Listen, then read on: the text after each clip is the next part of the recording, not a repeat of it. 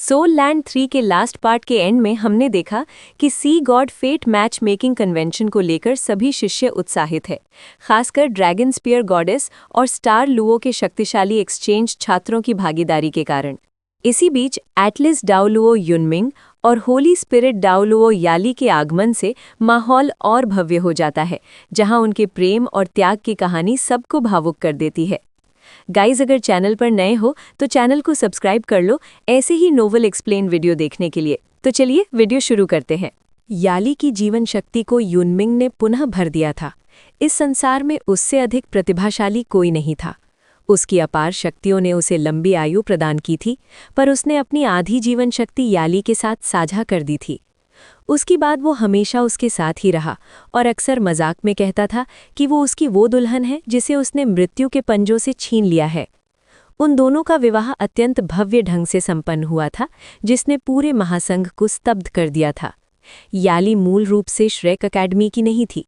वास्तव में उसे महासंघ द्वारा एक रहस्यमयी संगठन का भावी उत्तराधिकारी बनाने के लिए तैयार किया गया था, परंतु युनमिंग ने इन सब की परवाह किए बिना उसे अपने पास ले लिया। परिणाम स्वरूप उसने पूरे रहस्यमयी संगठन को अपना शत्रु बना लिया। दोनों के बीच लगभग दर्जन भर भीषण युद्ध हुए, जिनमें युनमिंग ने अकेले ही उस संगठन के सभी सबसे शक्तिशाली अस्तित्वों को पराजित कर दिया। अपनी अगाध शक्ति से उसने याली को अपने पास सुरक्षित रखा।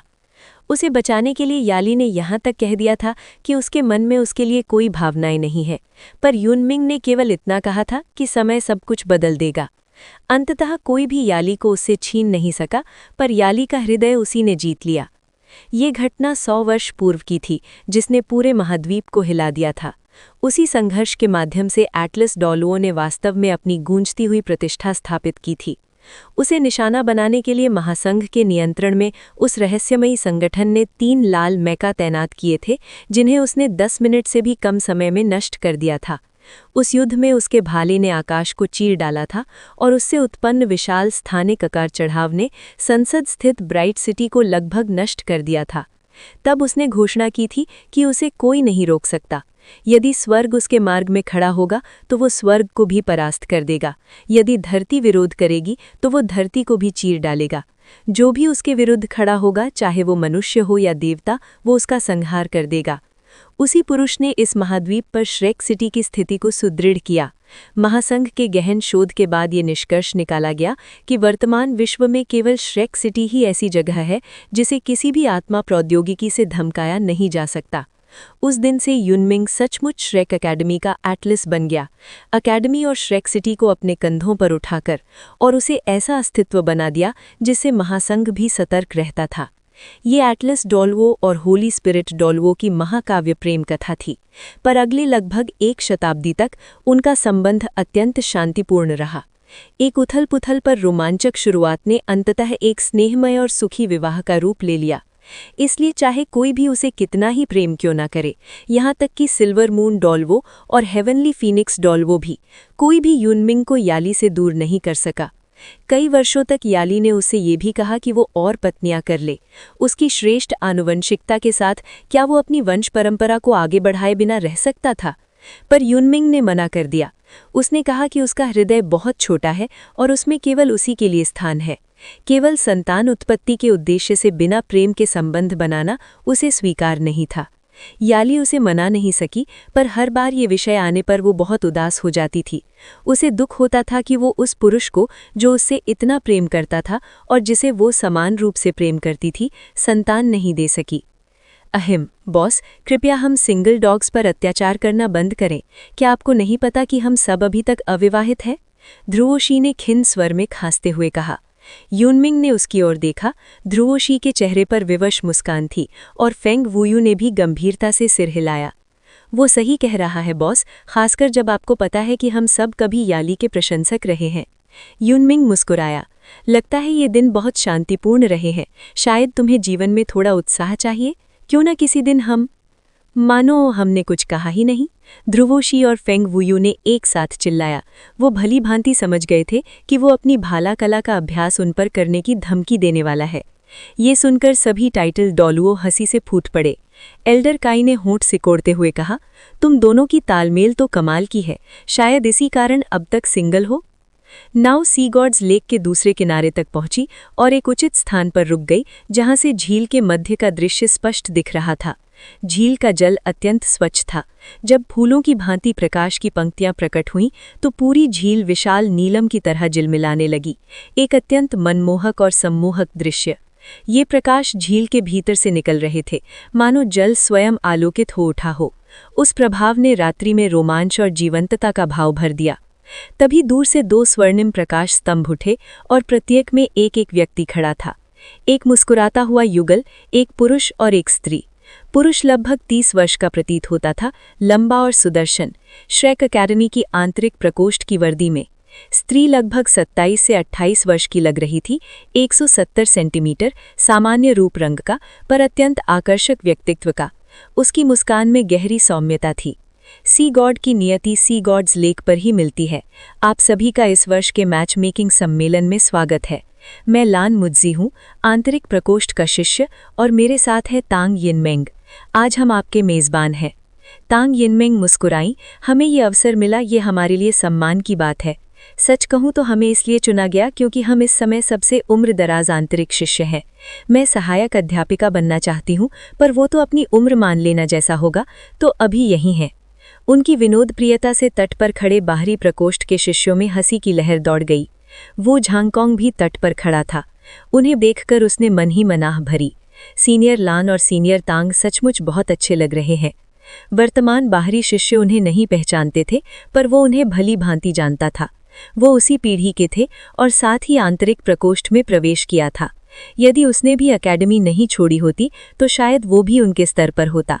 वे अभी भी विद्यार्थी होते हुए 3 वर्ड बैटल आर्मर मास्टर थे, जो केवल श्रेक अकेडमी में संभव था। लान मुज्जी मुस्कुराया। हम जितना हो सके ग्रेजुएट होना टालेंगे। यहाँ हमने कई अविस्मरणीय स्मृतियां बनाई हैं, विशेषकर वो सी गॉड फेट सम्मेलन जिसमें हमने भाग लिया था। यिनमेंग, क्या तुम्हें वो वर्ष याद है? तांग यिनमेंग शर्मा गई। बस करो, मुझे शर्मिंदा मत करो।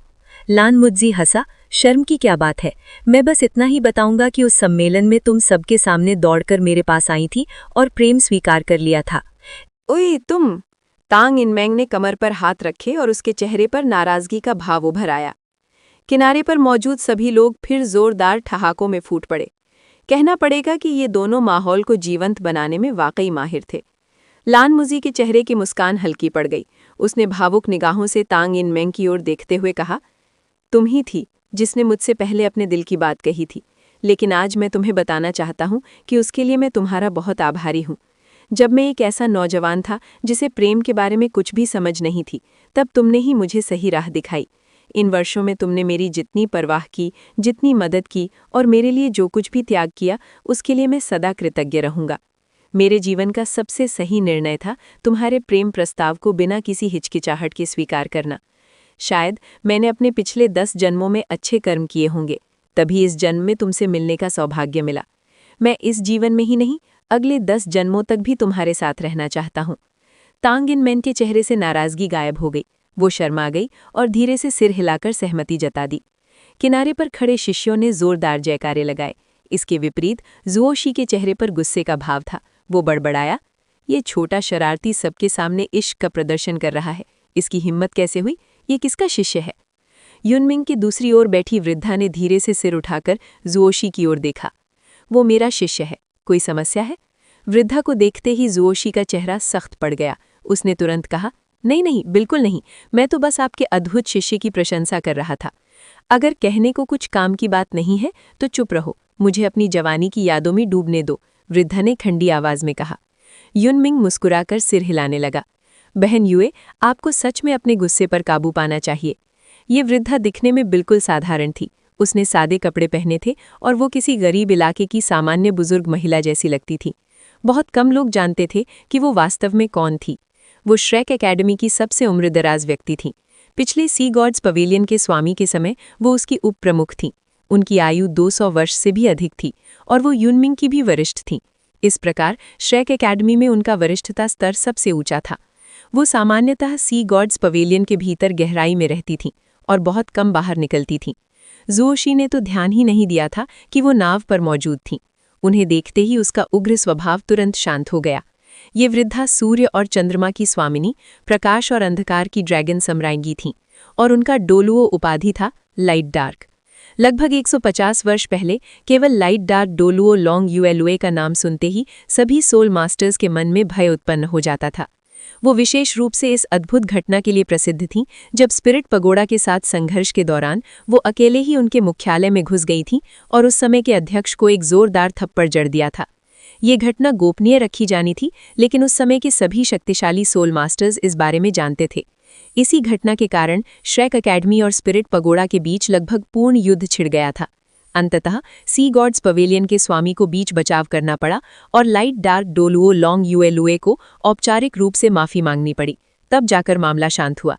ये घटना उनके उग्र स्वभाव और अपार शक्ति का प्रमाण थी। वो सी गॉड्स पवेलियन की एकमात्र सदस्य थीं जिन्हें बैठकों में उपस्थित होने की आवश्यकता नहीं थी और उन्हें श्रेक अकेडमी में पूर्ण स्वतंत्रता प्राप्त थी। युनमिंग उन्हें वरिष्ठ की जगह बहन कहता था, क्योंकि उन्होंने स्वयं ऐसा करने को कहा था ताकि वो युवा प्रतीत हों। ये ठीक उसी तरह था जैसे शुरुआत में तांग इनमेंग ने मजाक किया था। लान मुजी और तांग इनमेंग दोनों ही उनके शिष्य थे। लॉन्ग युएलुए ने आधी बंद आंखों से लान मुजी और तांग इनमेंग को देखा और मुस्कुराई। इन बच्चों को देखकर मुझे अपनी जवानी याद आ जाती है। अफसोस है कि वो बूढ़ा कमीना मुझे इतनी जल्दी छोड़कर चला गया, वरना आज हम साथ बैठकर ये दृश्य देख रहे होते। हमारी कहानी भी इसी मैच मेकिंग सम्मेलन से शुरू हुई थी। उनके पति पूर्व सी गॉड्स पवेलियन के स्वामी थे, जिनका 40 वर्ष पहले निधन हो चुका था। युनमिंग ने धीमी आवाज में कहा, बहन युए, हम सभी एल्डर बेई को बहुत याद करते हैं, लेकिन कृपया अपना ध्यान रखें। लॉन्ग युएलुए हंसी, मैं सामान्य इंसान से दुगनी उम्र जी चुकी हूँ और लगता है जितनी बूढ़ी होती जा रही हूँ, देवता मुझे लेने में उतनी ही देर कर रहे हैं। चिंता मत करो, मैं कम से कम 20 साल और जीऊंगी। मुझे इन बच्चों पर नजर रखनी है। इन्हें देखकर मुझे बहुत खुशी मिलती है। युनमिंग मुस्कुराया, सच है, इन्हें देखकर मेरा मन भी प्रसन्न हो जाता है। अफसोस है कि मैं सी गॉड्स लेक पर आली से अपने प्रेम का इजहार नहीं कर पाया। लॉन्ग युएलुए हंसी, अभी भी देर नहीं हुई है। युनमिंग जोर से हंस पड़ा, मैं इससे बचूंगा। इन बच्चों के सामने इतना जोशीला प्रदर्शन करना मुझे शोभा नहीं देता। ये इनका मंच है, हमें बस दर्शक बनकर आनंद लेना चाहिए। लान मुजी के भावुक बयान ने बाहरी प्रांगण के सभी शिष्यों के दिलों में आग लगा दी थी। विशेषकर जो अभी तक अविवाहित थे, वे जलन और उत्साह से भर गए थे। तांग इनमेंग ने सुखद मुस्कान के साथ अपना चेहरा लान मुजी के सीने पर लगा लिया। वो ऊपर देखकर धीमे से बोली, पहले कार्यक्रम पूरा कर लें, आज रात घर लौटने पर मैं तुम्हें इनाम दूंगी। दोनों ने सोल स्पीकर पहन रखे थे, इसलिए उसकी धीमी आवाज भी सबको सुनाई दे गई। तुरंत ही सीटी और जयकारों की गूंज उठी, मानो सी गॉड्स लेक का तापमान ही बढ़ गया हो। लान मुजी ने गला खांसा, ठीक है, अब बस भी करो। अगर तुम सब भी इस सी गॉड फेट मैच मेकिंग सम्मेलन में अपना जीवन साथी ढूंढना चाहते हो तो पूरी कोशिश करो। अब मैं सभी भाग लेने वाले आंतरिक प्रांगण के शिष्यों का स्वागत करता हूँ। जिन लोगों को नियम नहीं पता वे ध्यान दें। उसने आगे इशारा किया। कुछ दूरी पर हरे प्रकाश की 2 पंक्तियां उभर आईं। ये विशाल कमल पत्तों से निकल रही रोशनी थी, जिन्हें पानी के नीचे लगे प्रकाशों से प्रकाशित किया गया था। वो चमकीली हरित आभा जीवन से भरपूर और अत्यंत आकर्षक थी। सी गॉड फेट सम्मेलन केवल प्रेम खोजने का दिन नहीं, बल्कि अपनी शक्ति दिखाने का भी अवसर है।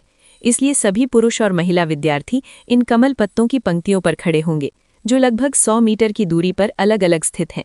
यदि कोई पानी में गिरता है तो वो प्रतियोगिता से बाहर हो जाएगा। प्रारंभिक चरण में शक्ति परीक्षण होगा ताकि श्रेष्ठ स्थान तय किए जा सकें। अब सभी प्रतिभागी आगे आएं और अपनी जगह के लिए संघर्ष करें। शुरू। तांग इनमेंग की ऊंची आवाज के साथ सम्मेलन आधिकारिक रूप से आरंभ हो गया। झील के दोनों किनारों से कई आकृतियां उभरीं। कुछ पानी की सतह पर दौड़ रहे थे तो कुछ आकाश में उड़ान भरते हुए आगे बढ़ रहे थे। बाईं ओर के छात्र हरे चोगे और मुखौटे पहने हुए थे, जबकि दाईं ओर की महिलाएं सफेद पोशाक और बांस की घूंघटदार टोपी पहने हुई थीं। पुरुषों के लिए 3 पंक्तियां थीं, जबकि महिलाओं के लिए केवल 2। स्पष्ट था कि संख्या में अंतर था। एक बलिष्ठ छात्र पानी पर तेजी से दौड़ रहा था। उसके कदम पड़ते ही पानी से पत्थर उभर आते, जो उसके लिए सीढ़ियों का काम करते। जैसे ही वो अपने चुने हुए पत्ते पर उतरने वाला था, एक आकृति बिजली की तरह आगे बढ़ी और सटीकता से उसी पत्ते पर जा उतरी। वो ठंडे स्वर में फुनकारा, दोनों हाथों से पकड़ने की मुद्रा बनाई। हवा में प्रचंड आकर्षण बल उत्पन्न हुआ। नियमों के अनुसार शारीरिक संपर्क और सोल स्किल्स निषिद्ध थीं, लेकिन शुद्ध सोल पावर से स्थान के लिए संघर्ष किया जा सकता था। एक घमंडी सी मुस्कान अभी अभी सामने की पंक्ति में सबसे पहले उतरने वाले पुरुष छात्र के चेहरे पर उभरी ही थी कि उसे अपनी ओर उमड़ती हुई एक प्रचंड शक्ति का आभास हुआ। अगले ही क्षण वो हवा में उछलता हुआ दूर जा गिरा और उसकी जगह वो गठीला युवक आकर खड़ा हो गया। इस प्रकार सभी स्थानों के लिए तीव्र प्रतिस्पर्धा शुरू हो गई और सभी पुरुष शिष्यों ने एक शानदार प्रदर्शन किया। उनकी प्रबल आत्मशक्ति सोल पावर की तरंगों से झील की सतह पर लहरें उठ रही थीं। इसके विपरीत महिला छात्राएं स्थानों के लिए प्रतिस्पर्धा करने में उतनी उत्सुक नहीं थीं। वे तो एक दूसरे को विनम्रता से स्थान दे रही थीं और अधिक सभ्य तरीके से कमल पत्तों पर उतर रही थीं। सभी प्रतिभागी आंतरिक प्रांगण इना कोट के अत्यंत शक्तिशाली शिष्य थे, इसलिए भले ही शारीरिक संपर्क और आत्मकौशल सोल स्किल का प्रयोग वर्जित था, फिर भी उन्होंने एक अद्भुत दृश्य प्रस्तुत किया। जब सभी छात्र छात्राएं अपने अपने कमल पत्तों पर खड़े हो गए, तब प्रतिभागियों की संख्या स्पष्ट हो गई।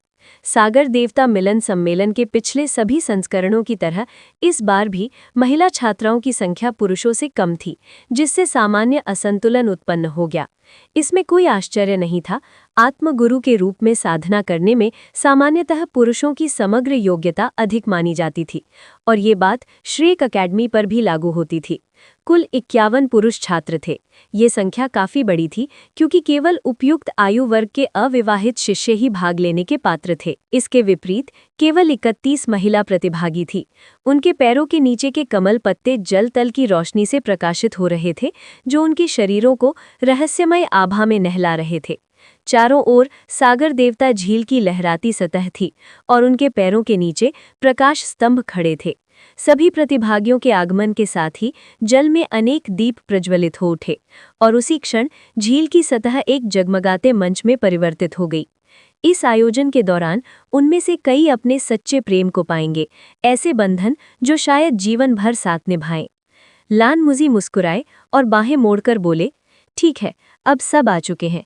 यदि आप लोग इस भेष में भी किसी को पहचान ले तो वो सच्चा प्रेम ही होगा। हालांकि मुझे ये थोड़ा असंभव सा लगता है। कम से कम जब मैंने इसमें भाग लिया था तब मैं किसी को नहीं पहचान पाया था। वास्तव में जब सभी का शरीर और चेहरा पूरी तरह ढका हो तो किसी को पहचान पाना अत्यंत कठिन था।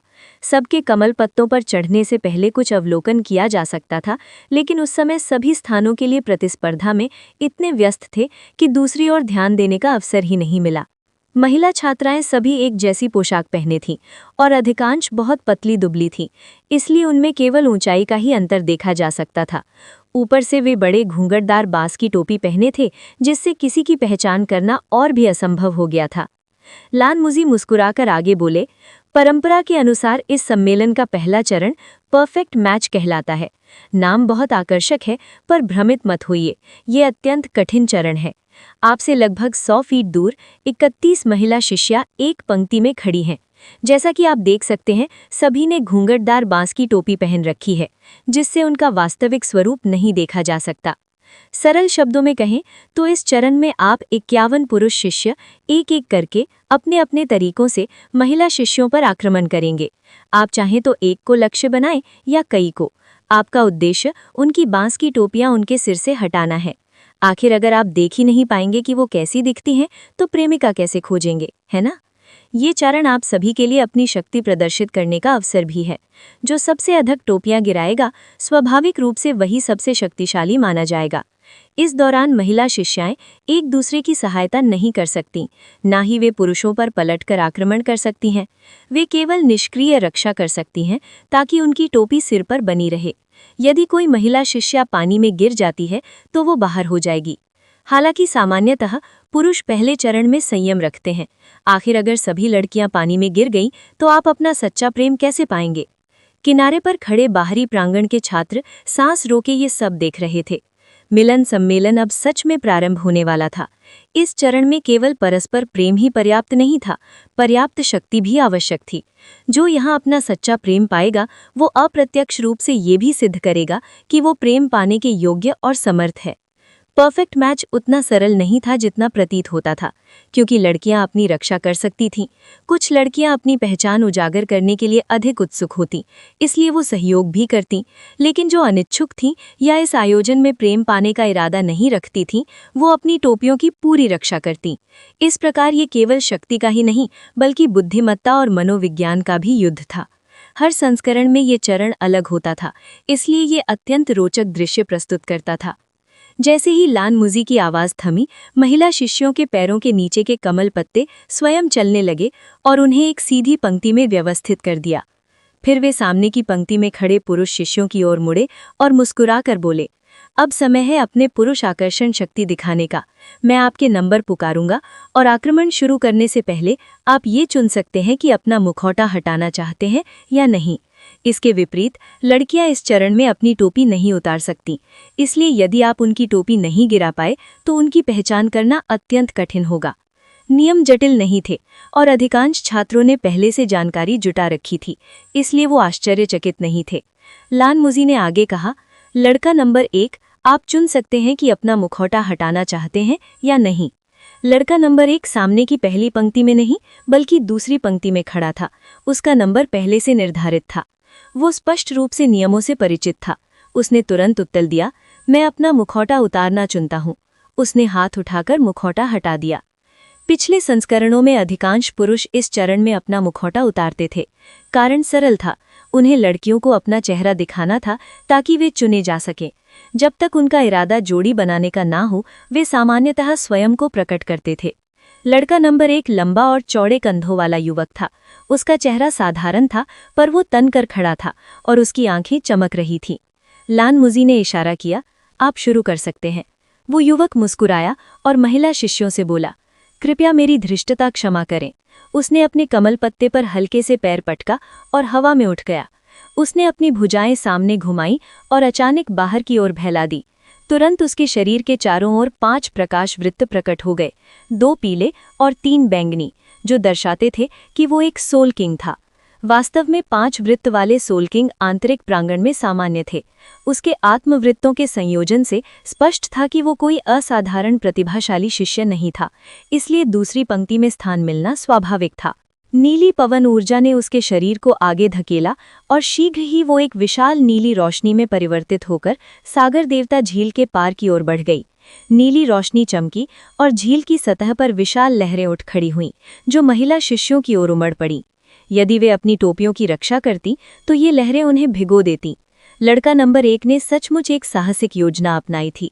महिला शिष्यों के मध्य खड़ी एक युवती ने ठंडे स्वर में हूं किया और उसका शरीर स्वयं हवा में उठ गया। वो छलांग नहीं मारी, बस ऊपर उठ गई। उसने दाहिने हाथ से आकाश में एक लहराती रेखा खींची और तुरंत उसके पैरों के नीचे 7 आत्मवृत्त प्रकट हो गए, 2 पीले, 3 बैंगनी और 2 काले। विशाल लहरें उसके पास पहुंचने से पहले ही मध्य आकाश में थम गई। तभी एक अद्भुत घटना घटी। उसके तीसरे आत्मवृत्त ने प्रकाशित होकर चमकना शुरू किया और उसने अपनी तर्जनी आगे की ओर इंगित की। अचानक मध्य आकाश में जमी हुई वो विशाल लहर एक भयंकर बाघ का रूप लेकर घूमी और सीधे लड़का नंबर 1 की ओर झपटी। पहले पुरुष शिष्य ये दृश्य देखकर काफी घबरा गया। जैसे ही उसने इस वरिष्ठ शिष्या के पैरों के नीचे से 7 आत्मा छल्ले यानी सोल रिंग्स उभरते देखे, उसे तुरंत समझ आ गया कि वो मुसीबत में पड़ गया है। उसका स्वभाव काफी अप्रत्याशित और स्वतंत्र था और ये उसका पहली बार sea god fate match making convention में भाग लेना था। वो इसी तरीके से अपना नाम बनाने की सोच रहा था, लेकिन उसने ये नहीं सोचा था कि इस प्रक्रिया में वो इतनी शक्तिशाली महिला प्रतिभागी को नाराज कर देगा। जैसे ही वो उग्र बाघ उसकी ओर झपटा, उसके पास दोनों हाथ ऊपर उठाने के अलावा कोई विकल्प नहीं था। उसी क्षण उसका 5वां आत्मा छल्ला चमक उठा और उसके सिर के ऊपर नीली रोशनी प्रकट हुई, जो तुरंत एक विशाल नीली तलवार में बदल गई और सीधे बाघ की ओर बढ़ी। लेकिन बाघ हवा में ही 2 भागों में बट गया और 2 शक्तिशाली जल धाराओं का रूप लेकर उसकी तलवार से बचते हुए सीधे उसके शरीर से टकरा गया। लड़का नंबर 1 को अपना युद्ध कवच निकालने का मौका भी नहीं मिला। वो सीधे झील में जा गिरा और जिस कमल पत्ते पर वो खड़ा था वो भी पलट गया। इस प्रकार वो इस आयोजन में आगे भाग लेने का अवसर खो बैठा। ये देखकर सभी पुरुष शिष्य स्तब्ध रह गए। वो लड़की बहुत ही उग्र थी। कई लोगों के गले सूख गए और वे घबराहट में निगलते दिखे। ऐसा लग रहा था कि ये मैच मेकिंग सम्मेलन उतना सरल और सुखद नहीं था जितना उन्होंने सोचा था। लान मुजी अपना चेहरा हाथ से ढकते हुए बोला, शांति से सो लड़का नंबर 1, तुम सोच क्या रहे थे? क्या तुम सभी लड़कियों को भिगोना चाहते थे? ऊपर से तुमने अपना मुखौटा भी उतार दिया। अब तो तुम आंतरिक प्रकोष्ठ यानी इनर कोर्ट की सभी महिला शिष्यों के सार्वजनिक शत्रु बन जाओगे। और मैं सभी पुरुष प्रतिभागियों को चेतावनी देता हूं, किसी भी महिला का टोपी हटाने से पहले सोच लें, वरना खुद के लिए गड्ढा खोद लेंगे। और याद रखिए, औसत शक्ति के मामले में आप लड़कियों का मुकाबला नहीं कर सकते। लड़का नंबर 2, क्या तुम अपना मुखौटा हटाओगे? हाँ। लड़का नंबर 2 ने बिना हिचकिचाहे अपना मुखौटा उतार दिया। साथ ही उसने अपना लबादा भी उतारकर एक सुथरा सफेद सूट प्रकट किया। उसके सुनहरे बाल थे और चेहरा अत्यंत आकर्षक था। हल्की मुस्कान के साथ उसने अपना दाहिना हाथ छाती पर रखा और हल्का सा झुककर अभिवादन किया। वो पहली पंक्ति के बाईं ओर खड़ा था, जिससे सभी महिला प्रतिभागी उसे साफ देख सकती थीं। नमस्कार देवियों, मेरा नाम युए ज़ेंगयू है। मैं हाल ही में इनर कोर्ट में प्रवेश किया है। कृपया मुझे आपके घूंघट हटाने की अनुमति दें। हाँ, लड़का नंबर 2 और कोई नहीं बल्कि युए ज़ेंगयू था। उसकी सुंदरता, शानदार पहनावा और शिष्ट व्यवहार ने महिला प्रतिभागियों पर अच्छा प्रभाव डाला।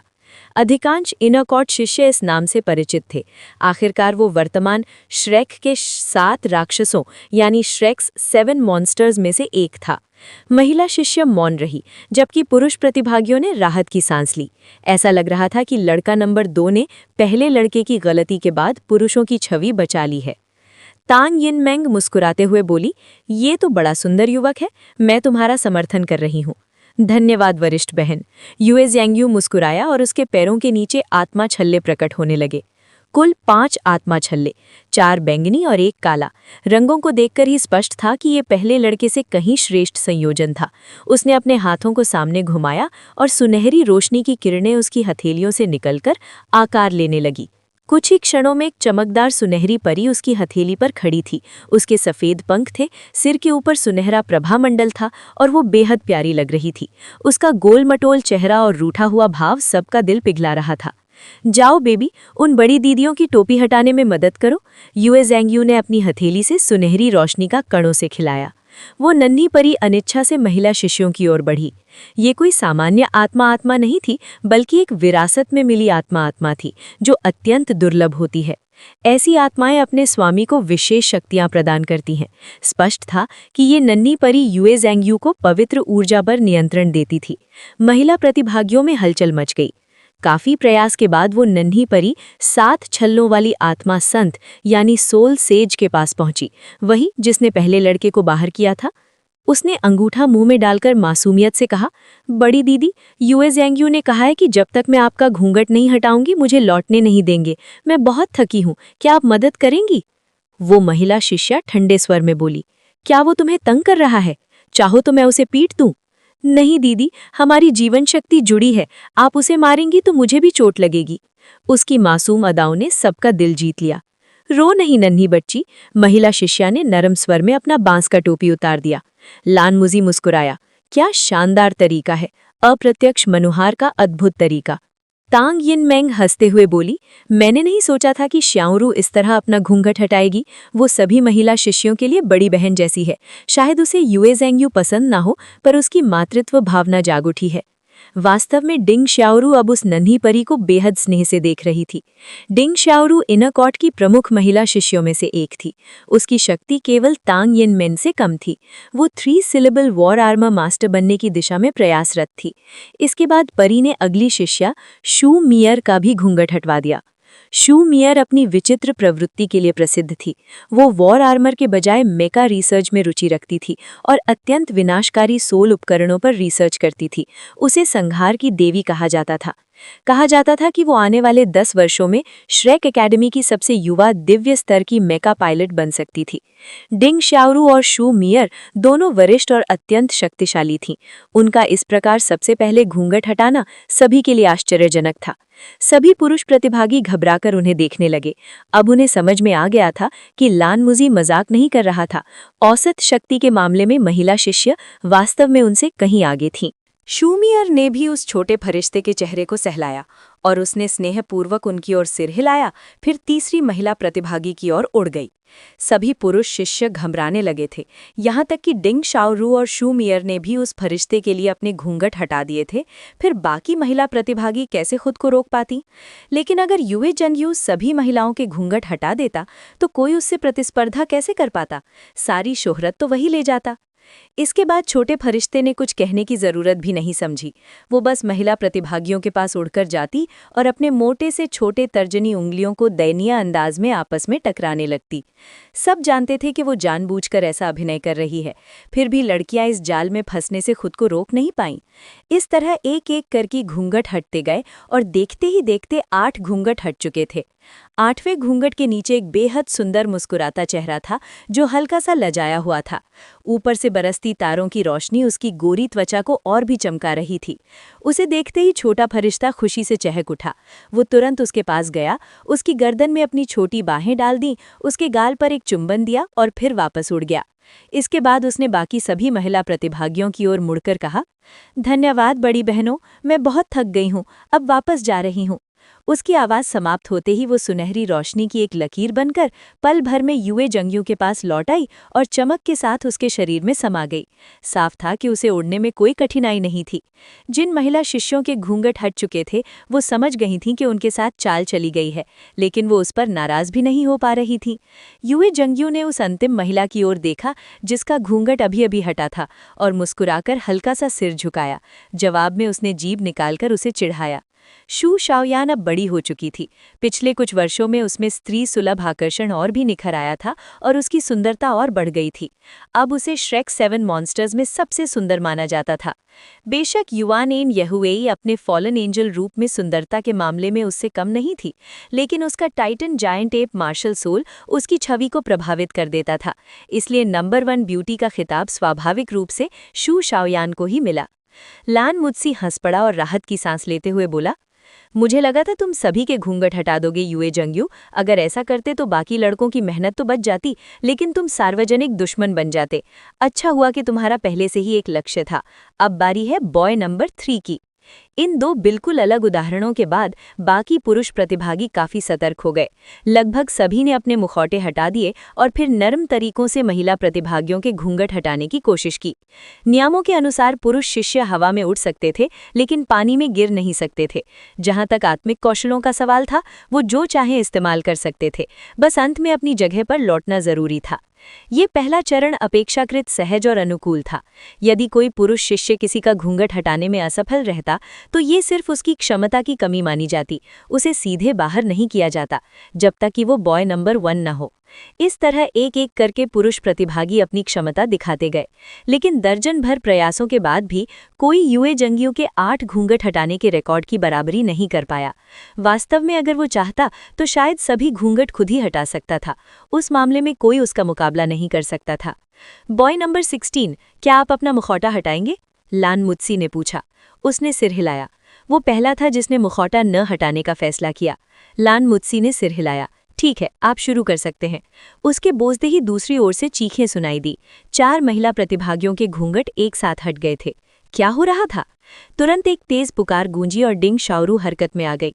आसपास की हवा तुरंत जमसी गई और उसने हाथ घुमाकर एक अदृश्य आकृति को प्रकट कर दिया।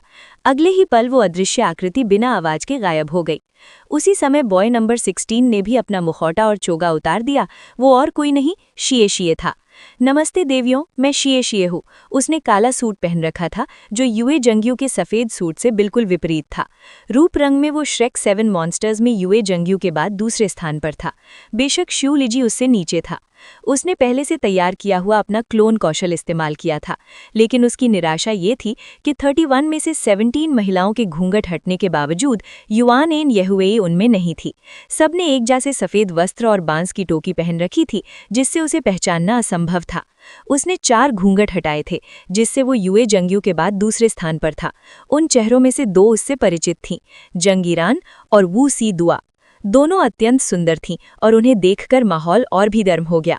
जंगीरान ने शिए शिए को घूरते हुए मुट्ठी लहराई, वहीं वू सी दुआ हल्की भौहें चढ़ाए खड़ी रहीं। उसकी शक्ति को देखते हुए उसका घूंघट इतनी आसानी से नहीं हटना चाहिए था, लेकिन वो क्षण भर के लिए ध्यान खो बैठी थी। यदि अकादमी के नियम ये न कहते कि उपयुक्त आयु के सभी अविवाहित इनरकोट शिष्यों को इस सम्मेलन में भाग लेना अनिवार्य है, तो वू सी दुआ यहाँ कभी नहीं आती। शायद उसके प्राउड हृदय में पहले से ही किसी का स्थान था, लेकिन वो व्यक्ति सामने मौजूद पुरुषों में नहीं था। पुरुषों में लाओ गुएकिंग और शू युकचेंग दिखाई दे चुके थे। यांग नियांगशिया और शू लीजी अभी तक सामने नहीं आए थे, लेकिन शू लीजी को पहचानना आसान था। उसका भारी शरीर चोगे में भी छिप नहीं रहा था और वो तीसरी पंक्ति में खड़ा था। खानपान प्रकार का सोल मास्टर होने के कारण उसकी काया ऐसी ही थी। कमल पत्र पर संतुलन बनाए रखने के लिए उसे काफी आत्मिक शक्ति लगानी पड़ रही थी। नंबर 17। प्रतियोगिता आगे बढ़ती रही, लेकिन बचे हुए घूंघट हटाना अब कठिन होता जा रहा था। अधिकतर लड़कियां अपनी पहचान गुप्त रखना चाहती थीं। जब शू लीजी की बारी आई तो उसने प्रयास छोड़ दिया। वो जानता था कि वो किसी का घूंघट नहीं हटा पाएगा। इस तरह घूंघट हटने की संभावना घटती गई। 40 से अधिक पुरुष प्रयासों के बाद भी 10 लड़कियां अब भी ढकी हुई थीं। अब बारी है बॉय नंबर 50 की। कुल 51 पुरुष प्रतिभागी थे, इसलिए वो अंतिम से पहले था। क्या आप अपना मुखौटा हटाएंगे? लान मुत्सी ने मुस्कुराकर पूछा। हाँ, एक गूंजती हुई पुरुष आवाज आई। बॉय नंबर 50 ने अपना मुखौटा और चोगा उतारा और कठोर नक्श किए हुए चेहरे और चमकते गंजे सिर के साथ सामने आया। अधिकतर लोग उसे देखकर चौंक गए। वो चेहरा अपरिचित था, लेकिन कुछ लोगों के चेहरों पर आश्चर्य झलक उठा। युए जंगयू तुरंत चिल्लाया, क्रेजी लॉन्ग? वास्तव में बॉय नंबर 50 और कोई नहीं बल्कि लॉन्ग युए था, मॉन्स्टर 8 किंग्स का नेता और mountain dragon king martial soul का धारक। लॉन्ग युए ने युए झेंगयू की ओर सिर हिलाया और ऊंची आवाज में घोषणा की, नमस्कार सभी को। मैं स्टार लुओ साम्राज्य की मॉन्स्टर एकेडमी से आया हूं और श्रेक एकेडमी में विनिमय छात्र के रूप में पढ़ने का अवसर पाकर मुझे अत्यंत सम्मान महसूस हो रहा है।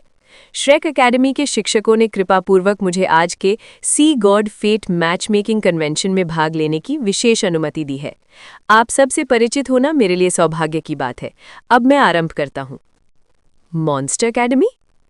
उसे देखते ही सभी महिला प्रतिभागियों ने भौहें सिकोड़ लीं। वो बदसूरत तो नहीं था, लेकिन वो अत्यधिक भारी भरकम था और उसका गंजा सिर उसे और भी डरावना बना रहा था। ऊपर से वो श्रेक एकेडमी का भी नहीं था, इसलिए यहाँ उसका स्वागत बहुत उत्साह से नहीं हुआ। उसके प्रति सबसे सकारात्मक प्रतिक्रिया केवल जिज्ञासा भर थी। किसी भी लड़की के मन में उसे देखकर कोई आकर्षण उत्पन्न नहीं हुआ। हालांकि लॉन्ग युए को उम्मीद भी नहीं थी कि वो महिला प्रतिभागियों के बीच लोकप्रिय होगा। वो अपने निजी कारणों से इस मैच मेकिंग सम्मेलन में भाग ले रहा था। उसकी आंखों में प्रकाश कौंधा और उसके शरीर से पर्वत सा भारी आभा मंडल फूट पड़ा।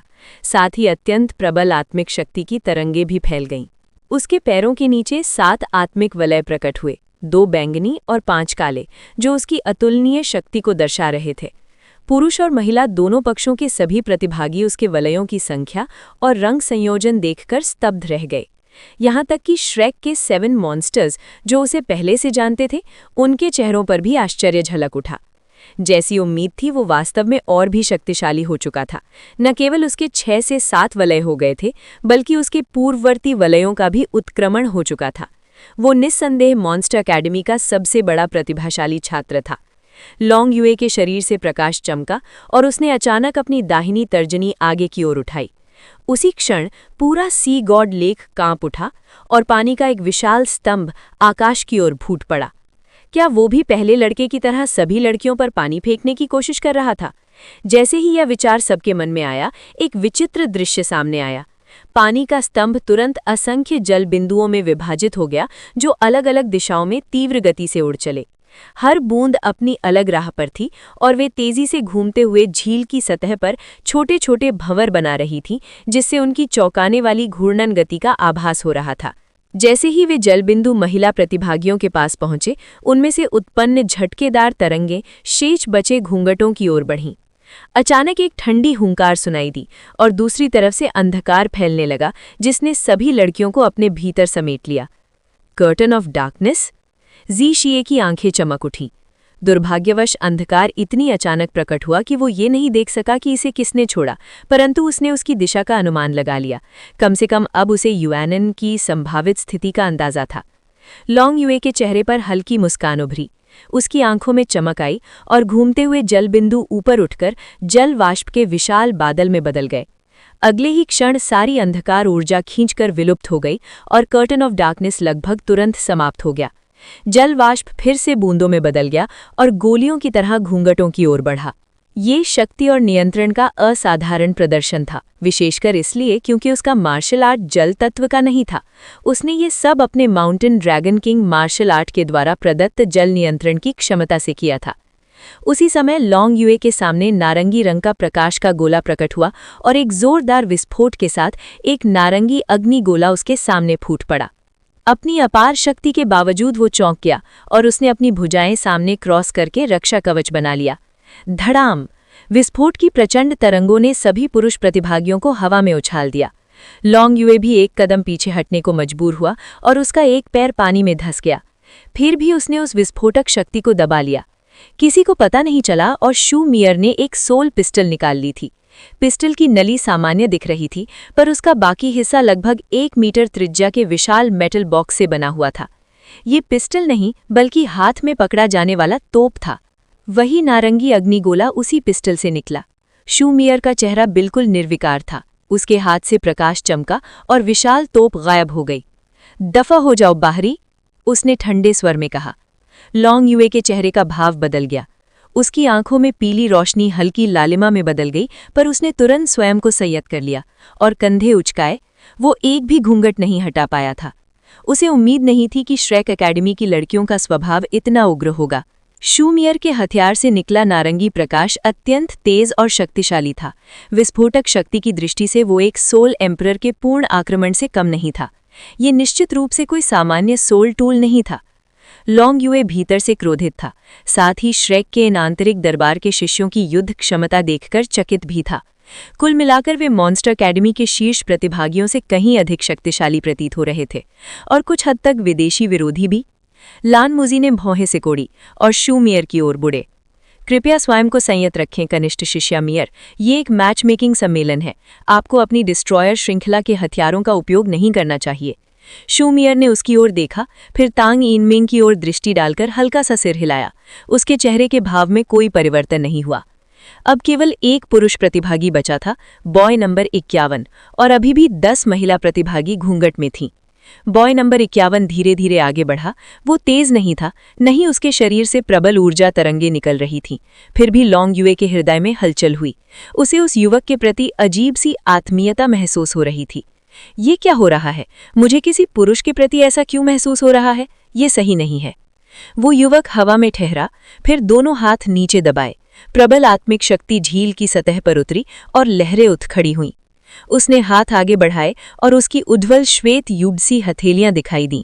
अचानक जल बिंदु चारों दिशाओं में उछले, कुछ सीधी रेखा में, कुछ वक्रपथ पर और कुछ परवलय बनाते हुए आगे बढ़े। वे मिलकर जल का एक विशाल पर्दा बन गए। और भी अद्भुत ये था कि उड़ने के बाद वे जल बिंदु सुनहरे रंग में चमकने लगे, जिससे रात्रि आकाश में अत्यंत मनोहरी दृश्य उत्पन्न हुआ। ये सब कर वो युवक लौट गया। डिंग श्याओरू चकित रह गई। तभी उन्होंने अनुभव किया कि यद्यपि उन जल बिंदुओं से आत्मिक शक्ति नहीं झलक रही थी, वे अविश्वसनीय गति से चल रहे थे, अर्थात उनमें अपार शक्ति निहित थी। सावधान रहो बहनों, डिंग श्याओरू चिल्लाईं। उसी क्षण एक विचित्र दृश्य घटित हुआ। हवा में उड़ते जल बिंदु आपस में टकराने लगे, कुछ आपस में विलीन हुए, कुछ दिशा बदलने लगे, और ये सब एक ही पल में हो गया। अब वे महिला प्रतिभागियों से 5 मीटर से भी कम दूरी पर थीं। सुनहरी पानी की बूंदें ऐसे हवा में फैल गई मानो कोई मोर अपना पंख फैला रहा हो, और उसी समय उनमें से हल्की सी ड्रैगन की गर्जना सुनाई दी। श्रेक अकादमी के सभी महिला आंतरिक प्रांगण की शिष्याएं अत्यंत शक्तिशाली थीं, और इस चौंकाने वाले घटनाक्रम के बावजूद वे तुरंत प्रतिक्रिया देने में सक्षम रहीं।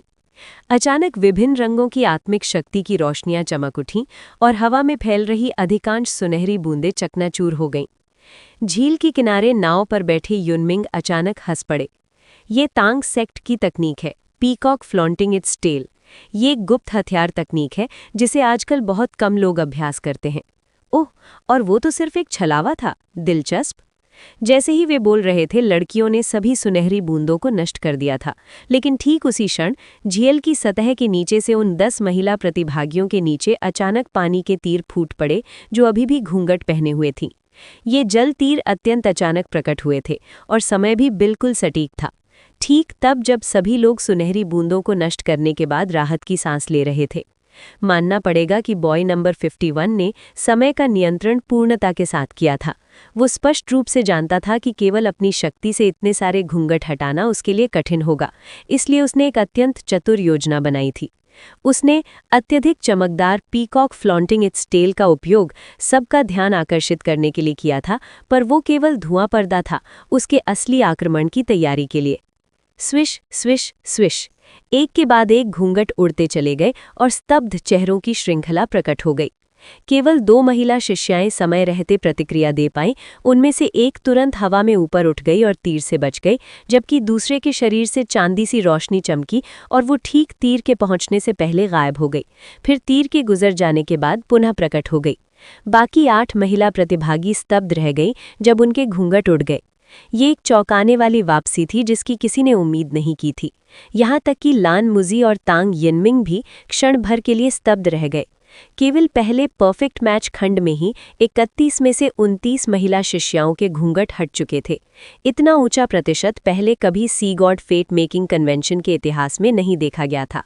बॉय नंबर 2 यूए जेंग्यू और इस रहस्यमय बॉय नंबर 51 ने मिलकर उन 29 में से आधे से अधिक घूंघट हटाए थे।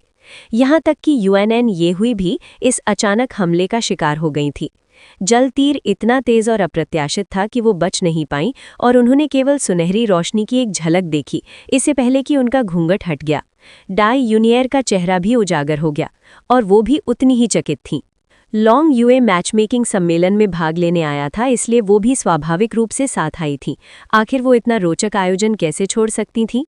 इस समय उनका मुंह गोन ओ आकार में खुला हुआ था और वे पूरी तरह स्तब्ध थीं। चाहे बॉय नंबर 51 वास्तव में कितना भी शक्तिशाली हो, उसकी नवीनता और समय नियंत्रण अद्भुत थे। जैसा अपेक्षित था, श्रेक अकादमी सचमुच प्रतिभावान जीनियसों से भरी हुई थी। कोई आश्चर्य नहीं कि उनकी मॉन्स्टर अकादमी की टीम उनसे पराजित हुई थी। बस अफसोस यही था कि जिस व्यक्ति का वो इंतजार कर रही थी वो अभी तक लौटा नहीं था। यदि वो यहाँ होता तो सब कुछ पूर्ण हो जाता। उनके भाव अन्य 6 महिला प्रतिभागियों के चेहरों पर भी झलक रहे थे, जिनके घूंघट हट चुके थे। केवल लड़की नंबर 17 और लड़की नंबर 18 ही समय रहते जल तीरों से बच पाईं और वापस अपने स्थान पर उतर आईं। इस समय तक बॉय नंबर 51 अपने कमल के पत्ते पर लौट चुका था और सुनहरी रोशनी चमकी, मानो कुछ उसके शरीर में समा गया हो। लान मुजी मुस्कुराए। क्या शानदार योजना थी। इस खंड के निर्विवाद विजेता आप हैं जूनियर शिष्य भाई, क्या आप अपना मुखौटा नहीं उतारेंगे? बॉय नंबर 51 ने चुपचाप सिर हिला दिया। लान मुजी मुस्कुराए। ठीक है, हम आपके निर्णय का सम्मान करते हैं। मैं पहले खंड परफेक्ट मैच के समापन की घोषणा करता हूँ। इस खंड के बाद मुझे विश्वास है कि आप सभी एक दूसरे को थोड़ा बेहतर समझ पाए होंगे। इस समय 5 पुरुष प्रतिभागी अभी भी मुखौटा पहने हुए हैं, लेकिन आश्चर्य की बात यह है कि केवल 2 महिला शिष्याएं ही अभी भी घूंघट में हैं। इतने कम प्रतिभागियों के छिपे होने से सभी के लिए आपकी पहचान का अनुमान लगाना आसान है। क्या आप अपने घूंघट हटाना चाहेंगी? वास्तव में बाहरी प्रांगण के शिष्यों ने भी अनुमान लगा लिया था कि वो दोनों कौन हैं। निष्कर्ष के आधार पर तय किया जा सकता था कि उनमें से एक ड्रैगन स्पीयर गॉडेस नायर है, जबकि दूसरी श्रेक के 7 मॉन्स्टर्स की लीडर गू युए हैं। फिर भी उन्होंने सिर हिला दिया और लान मुजी ने जोर नहीं डाला। ठीक है, पहले खंड के समापन के बाद अब हम तुरंत दूसरे खंड लव एट फर्स्ट साइट की ओर बढ़ेंगे। तांग यिनमिंग ने आगे बढ़कर घोषणा की। अब जबकि पहला खंड समाप्त हो गया है तो समय है कि महिला प्रतिभागी अपनी पसंद व्यक्त करें। इस दूसरे खंड का नाम है लव एट फर्स्ट साइट। नियम बहुत सरल हैं। प्रत्येक महिला शिष्या को एक स्विच दिया जाएगा जिससे वे अपने नीचे के जल में आत्मिक लाइट को नियंत्रित कर सकेंगी। जिन पुरुष प्रतिभागियों ने उनका ध्यान आकर्षित किया है उनके लिए वे अपनी रोशनी जलाएंगी। जिन पुरुष प्रतिभागियों के लिए कम से कम एक रोशनी जलेगी वे अगले खंड में भाग ले सकेंगे और जिनके लिए कोई रोशनी नहीं जलेगी वे दुर्भाग्यवश बाहर हो जाएंगे। ये खंड सामान्यतः कम समय लेता था, परंतु ये सभी पुरुष शिष्यों के लिए अत्यंत महत्वपूर्ण परीक्षा थी। चाहे वे स्वयं को कितना ही शक्तिशाली या असाधारण समझे, यदि किसी भी महिला शिष्या ने उनके लिए रोशनी नहीं जलाई तो वे तुरंत बाहर हो जाते। बॉय नंबर 1 पहले ही बाहर हो चुका था, इसलिए यूए जेंग्यू सबसे पहले इस परीक्षा का सामना करने वाला था। लान नुजी ने गंभीर स्वर में कहा, आंतरिक प्रांगण की दिव्य युवतियों, कृपया सोच समझकर निर्णय लें। आपको 1 मिनट दिया जाएगा और याद रहे, यदि आपने किसी भी 50 पुरुष प्रतिभागियों के लिए रोशनी नहीं जलाई तो इसे इस सम्मेलन से हटने का संकेत माना जाएगा और आप भी बाहर हो जाएंगी। सभी प्रतिभागियों के नीचे की आत्मिक रोशनियां बुझा दी गई, केवल यूए जेंग्यू के नीचे की रोशनी को छोड़कर। कृपया बॉय नंबर 2 के लिए रोशनियां जलाएं, लान मुजी ने संकेत दिया। क्षण भर में 31 में से 16 रोशनियां यूए जेंग्यू के लिए जगमगा उठी। इसका मतलब था कि आधे से अधिक महिला प्रतिभागियों को वो पसंद आया था। आगे पुरुष प्रतिभागियों का क्रम चलता रहा और कुछ कर कई बाहर हो गए। अंत में जब बॉय नंबर 32 शू लिजी की बारी आई तो उनके नीचे की आत्मिक रोशनी जल उठी और उनका गोलमटोल शरीर उजागर हो गया। उन्होंने पहले ही अपना मुखौटा हटा दिया था। आखिर उनकी विशिष्ट काया के साथ मुखौटा पहनने या न पहनने से क्या फर्क पड़ता। अब आप बॉय नंबर 32 के लिए रोशनियां जला सकती हैं, लान मुजी ने रिमाइंड कराया।